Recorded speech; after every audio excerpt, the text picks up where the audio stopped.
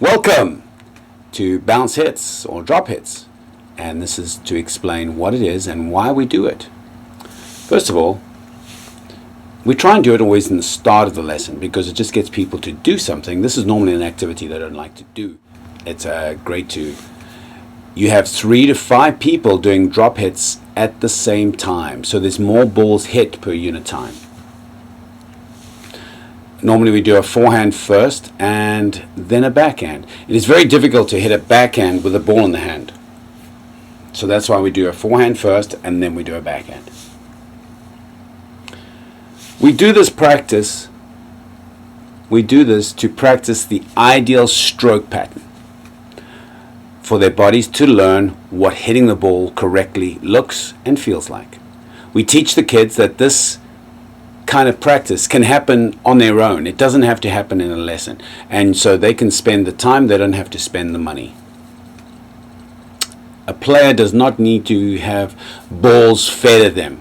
Very often they get so dependent on somebody feeding balls at them they cannot actually play tennis by themselves. We start a lot of drills with them self-feeding so they can actually learn how to play themselves and not always rely on having a coach on the court, because actually we want them to play tennis. It's not for them to become very good at having clinics but not being able to play the game. Remember, when doing a bounce hit, they are learning the correct style. It's always constantly using the ideal stroke pattern, and so it keeps on reminding them that I do want the ideal stroke and the ideal style. Okay, let's start with the forehand. So we start with the ready position, elbows away from the body, knees bent, feet shoulder width apart, and the racket 45 degrees up, and the grip number 3. Then we have a split step. Then we step and pivot, and the right foot steps out and turns out. The racket stays in position, and the left heel comes off the ground. The palm of the right hand faces away. It almost looks like the mirror where you're looking at the back of your hand, and the edge of the racket faces the pro. Separate the arms, where both the elbows are still bent. The palm faces into the diagonal corner, looking over the person is looking over to their left shoulder, waiting for the ball to be thrown, or the ball to be hit, or you to throw the ball, whatever. You throw the ball up, head height.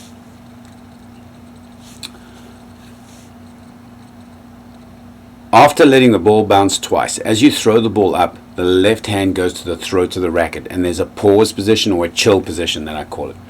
Then when it's time to drop, when you separate the arms, the front leg steps forward, the hitting arm drops to the knee, and the palm faces down, the butt cap is moving down, and we're all going towards the net. It's a 3-point landing. Then we go up to contact point with a vertical racket face. The racket head is the same height as the grip. The left arm is the same height, and the left leg is straightened. The weight transfer has occurred as you stepped and hit. The follow through, the arm is extended up. The racket head is tilted. The left hand is over the right hand, and I've just caught the racket. The back heel of your right foot, if you're right-handed, is off the ground facing the back fence, and then you go back to a ready position. That is the forehand. Now the backhand, you're always starting with the elbows bent, the knees bent, and the feet shoulder width apart, racket 45 degrees, and you start still in grip number 3, and you have a split step. Now it depends on how you're doing the backhand. It also depends on, are you the beginner or you've done this quite a few times, because if you're just starting out and you struggle to find the grip, it's more important to start with the ball in your left hand and start with the grip number 1, so you don't have to do the grip change and learn how to do the grip change. But basically the step and pivot, where the left foot steps out, turns out, the racket stays at 45 degrees, the racket faces away to the side fence, the arms straighten. It's like a basketball, like a chess pass. Then I throw the ball up, whatever hand you're using. Depending on if you're a beginner, then you're throwing it with the left hand. If you're more advanced and you actually know how to find the grip, then you throw it with the right hand.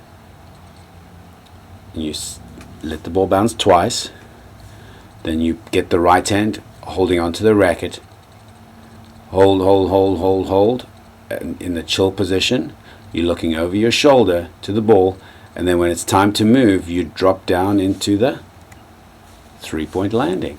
Now the front leg steps forward, the knees bend, the hands drop to the knee, the left palm is facing down, the butt cap is facing the net, the arms are the same height as each other, and the racket gets 12 inches below the ball. The contact point is out in front, it's vertical face, it's a vertical racket face. Remember, the racket head is the same height as the grip. The arms are away from the body, and the right leg is straightened.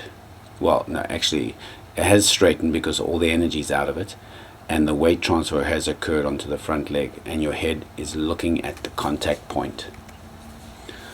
Remember, in the backhand, the follow through, the left arm is extended up and over. Try and make sure the hand is above the head.